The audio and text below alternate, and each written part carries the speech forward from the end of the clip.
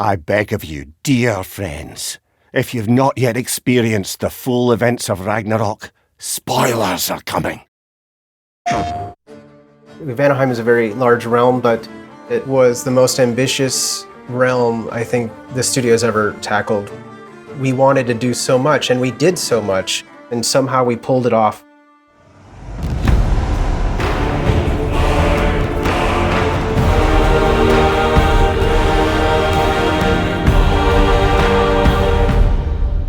Hi, my name is Aaron Contreras, and I am a senior environment artist at Santa Monica Studio. My name is Lina. My role on the game is a 3D environment artist. My name is Jeremy War, and I'm a senior staff level designer. My name is Elizabeth Wright, and I'm a level designer at Santa Monica Studio.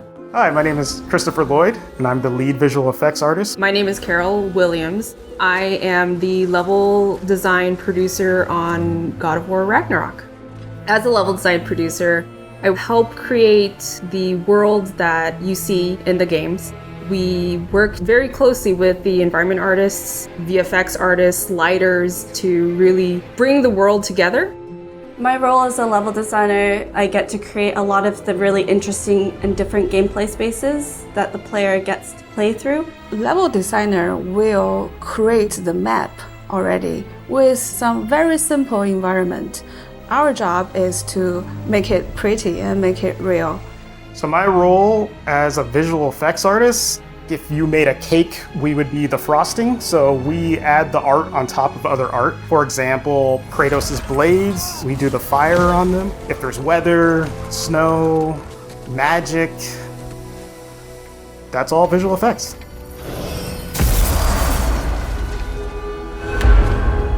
Wow, it's beautiful. And, wet. It is also dangerous. We didn't really see much of Vanaheim in the previous game, other than that little window in Freya's house. So what we did was we took that little window and we just really expanded that, and we almost kind of turned that into like multiple different biomes all within one realm. You know, you've got the jungles, you've got the savannas, you've got these ruins, you've got caves, you've got kind of like swampy areas. And they all kind of retain a little bit of that palette from that original window. We pull a lot from Norse mythology as we're creating the different realms, but we've also added our own unique twists and inspiration to each of the realms, so the player is surprised each time they play through, with the added layer of Fimbulwinter and the upcoming war to add tension and build interest as the player plays through these different sections. Vanaheim had very little kind of actual written mythology, but in our own kind of story, we've implemented the story of Skull and Hati and kind of the idea of the moon and the sun and other characters such as Freyr. Those were some physical, mythological elements that we could use to put into the environment to really help tell the player and anyone that's kind of paying attention, like, okay, this is Vanaheim. Pretty much it originated from the concept art and the storyboards that the artists created in terms of coming up with unique visions for what a Vanaheim jungle could look like. So pieces showing sort of the thick jungle, the canopy. From those sort of visual cues, we basically lay out the player's journey through Vanaheim as it adheres to the narrative direction. Vanaheim is extremely different than all the other realms that we visit. The grotto specifically, or the crater, where we actually get to see that world. Fate only binds you if you let it. Do what is necessary, not because it is written. Vanaheim is very unique. Typically, a level would have like one main state where that state sort of determines the look and how things behave. For Vanaheim, the realm features a time of day cycle.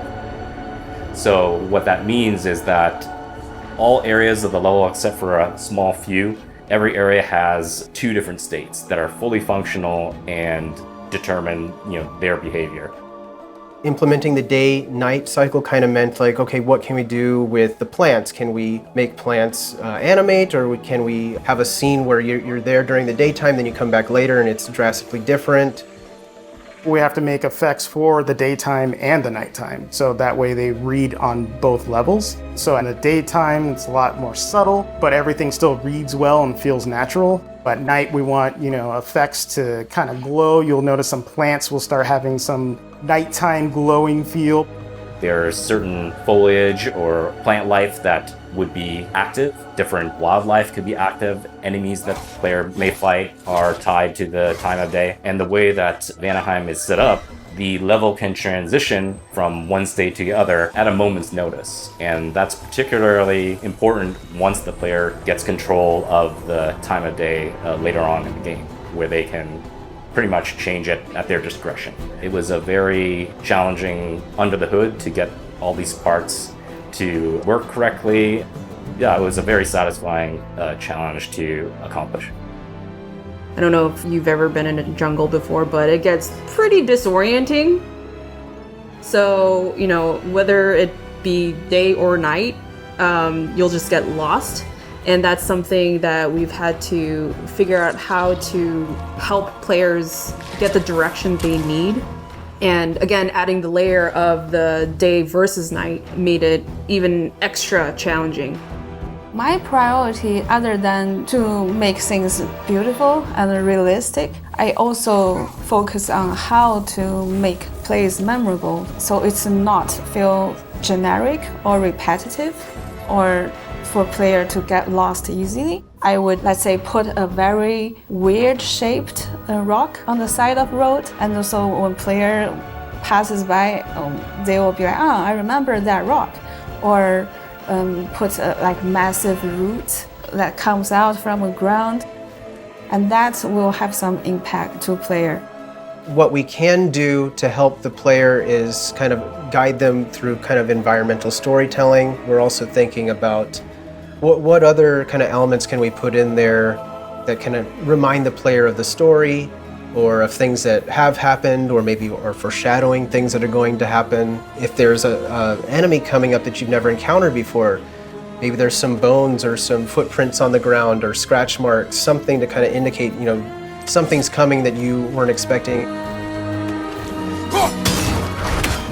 Our environment team is amazing, so we just get to sprinkle in effects everywhere, and especially for Vanaheim, where it's such a new and jungly place, you get to really put in cool little insects and different type of things in the air, and I think the team really did well at bringing that to life. Just in general, Vanaheim is just one of those realms that people haven't seen yet, so I'm just kind of excited for people to go through there for the first time and just explore, because there's a lot in Vanaheim. We're here. You live in a tree? Not in it. Below it. Heavily! Look! Having worked on the previous God of War game, on Freya's house and the forest and kind of the surrounding areas, I did spend a lot of time getting to know Freya's character, and on this game I did get to spend a lot of time with her there as well. So seeing her evolve from this character who is this humble, kind of secretive witch just living in the forest very peacefully, and then has her life kind of disrupted. You must be better than this.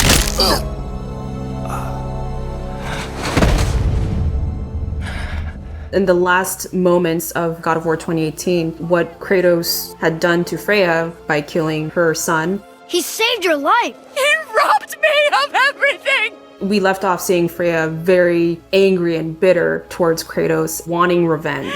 Everything. We are discovering Vanaheim along with Freya because she hasn't been back to the realm in a long time. My village.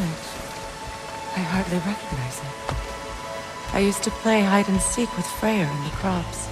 At harvest time, we'd dance and feast until the sun rose.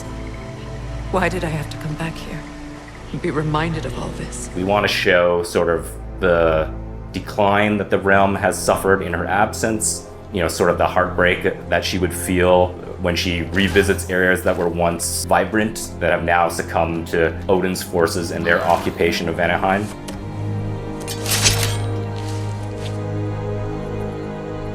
You are not the one who needs to die.